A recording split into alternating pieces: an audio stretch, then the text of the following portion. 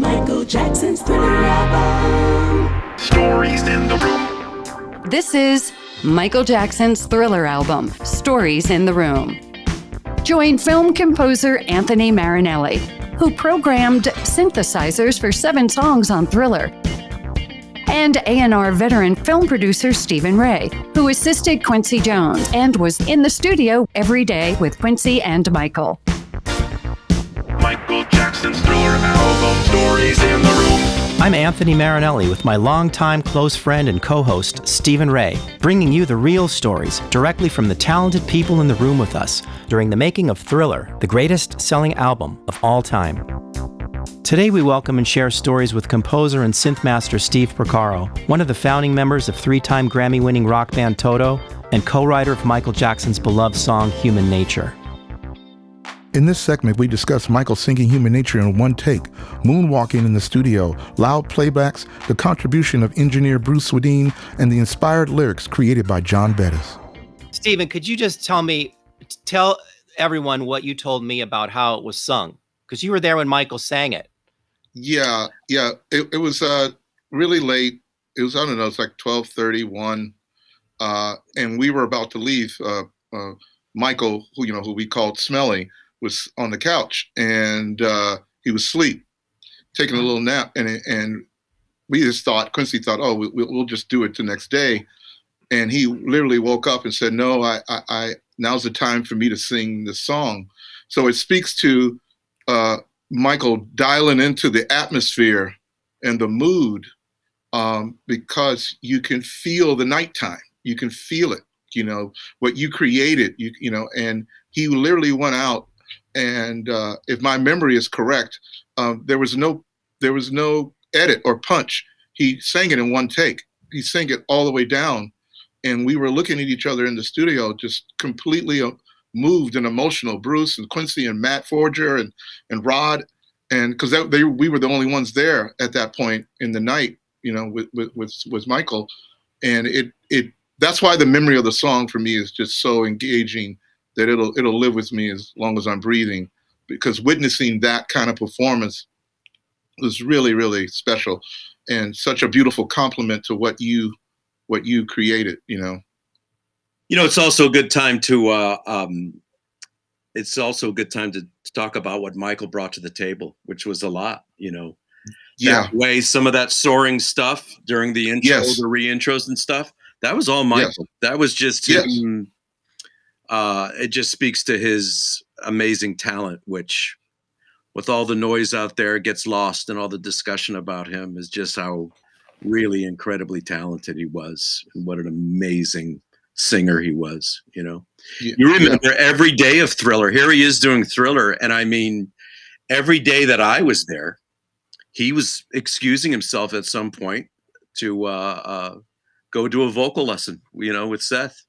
With Seth, just with Seth Riggs. Every single day. He Yes. was going and taking a vocal lesson. He was as naturally talented as he was. He worked on his craft every day while he was making Thriller. His work ethic was really amazing. He would excuse himself for vocal lessons, but then he would also go out in the small little lobby area there, in the reception area, and he would dance for like a half an hour, 45 minutes. And he would dance to other hits that were on the charts, and it was really interesting to see. He would practice all his moves, and he'd do it in the studio. He'd do it in the studio. Right, on the wood floor there. I when I saw the Motown thing, and when we've been watching him do the moonwalk for the last month and stuff like that. All of a sudden, exactly. Everyone's freaking out about it. It was like he does it every day, Right. That was the way to know your part was good. If he was quiet, he would start moving, Yeah. And then the other thing, he'd start turning it up really loud. Yeah. So loud that I couldn't deal with it. It was so loud. Right. Didn't he call it he called it in the biscuit? In the biscuit. That was his, And then Quincy used it. Yeah. Quincy used the term jelly. That's the jelly, Smelly. That's the jelly. Yeah. Right. Yeah. The word funky wasn't used. Right. Except lamely by me. Probably. To ask you in terms of did you have any? What interaction did you have with the great lyricist John Bettis? Yeah. Not much. Quincy, I had done my demo. Quincy, of course, he loved it. We cut the track. I went on the road with Toto. I got word that Quincy needed the lyrics. It was time to finish the song. It was time to do a vocal. And would I send my lyrics in? And I was on the road with Toto, and I got in the back of the bus, and I tried to flesh out my lyrics, telling this story about my daughter and the schoolyard and all that. And we got home soon after that, and Quincy asked me, he said, do you mind if I let someone else take a stab at these verse lyrics? And without hesitation, I said, absolutely. He reached out to John, and I got together with John. I saw what he did, and I didn't want to change a syllable. It was brilliant. It turned my tune into a song. You know what I mean? With a beginning, a middle, and an end. You know what I mean? I thought what John did was absolutely brilliant. Did it affect the form of the song in any way? The new lyrics? Not at all. It just fit it right in. No, and Quincy loved my title. We kept my title as Human Nature. The chorus is exactly like it was on the demo for the most part. You can hear it online. John just did all those verses.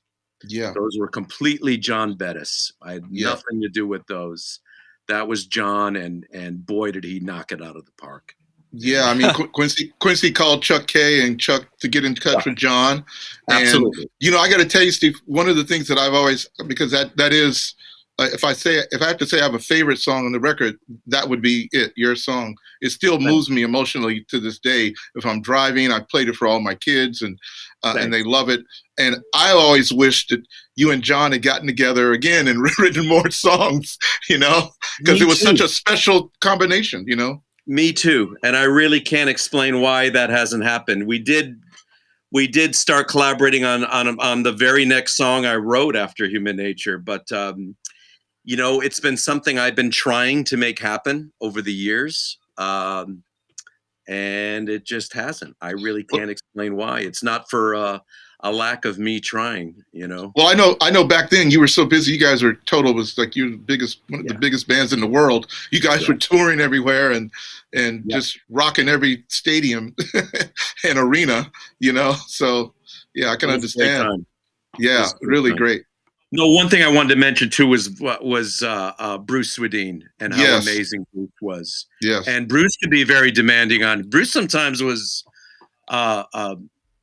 Could be the most demanding guy in the room. And, that thing when Quincy would say, hey, let's hear it on the radio, Svens. Oh, yeah. And they'd all of a sudden play it real soft on the Oratones. On Oratones, yeah. Yeah. Turn it way down. Yes. I kind of learned early on, like with Bruce, I thought I was clever because I would make Bruce part of my sound. You know what I mean? Right. A lot of times there'd be, I didn't like bright filter stuff. I was always trying to make synths sound more like instruments. So I was always kind of taking the filters, you know what I mean? Bringing the filters down, and it would easily get muddy. And when I'd be struggling for something to speak in a track, I would often turn to Bruce instead of, I had high pass filters and stuff I could have done, but I love turning to Bruce and say, Bruce, help me out here. You know what I mean? Right. I remember. I need you. You know what I mean? And Bruce would get, you know what I mean? He'd be hooking up some EQs and he'd punch in some EQs, and I would get him to be part of the sound. And, you'd find it'd go up in the mix a little bit when they were listening back when he liked what was going on. Right.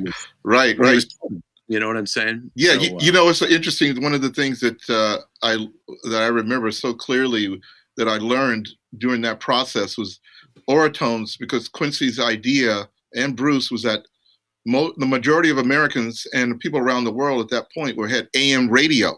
They didn't have FM. If you were in the South or in the Midwest, so it sounds great on the big monitors, but it's got to equally sound great on AM radio, which is what the Oratones represented, and that's what Quincy was and Bruce were all about. You know, they wanted it to come through because most people didn't have high audio gear, you know, in their cars. You know, it was just in reality. It sounded so good in the studio, cranked up like that, but it just was kind of.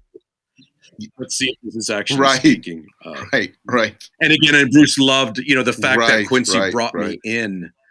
You know, when after Quincy heard Bruce's first pass at mixing Human Nature, he brought me in and we set up those tape slaps. We actually used It was it was these old Lexicon DDLs, but we just with a single delay on each one, so that it did exactly what I did on the demo. Bruce loved talking about every time I saw Bruce. From then forever, he would bring that up. He'd say, "Poco, remember when we set up those slaps?" Was it was it a PCM 41? The early Lexicon? No, they were like this big. They were. It wasn't like a prime time. It wasn't like a rack mount one at all. They were these weird square ones that had that kind of that pie logo. Join us for the next episode of Michael Jackson's Thriller album, Stories in the Room, with your hosts, Anthony Marinelli and Stephen Ray. Watch our extended interviews on youtube.com/@storiesintheroom. Audio-only interviews are available on all podcast networks. Follow us on Facebook, Instagram, and TikTok @StoriesInTheRoom. For the latest news and links, visit the website, storiesintheroom.com. This podcast is produced by Christian D. Bruun and David Wolf, recorded by Audivita Studios. Additional recording by Ben Rackless, edited by Sean Hedinger. Music by Anthony Marinelli and Stephen Ray.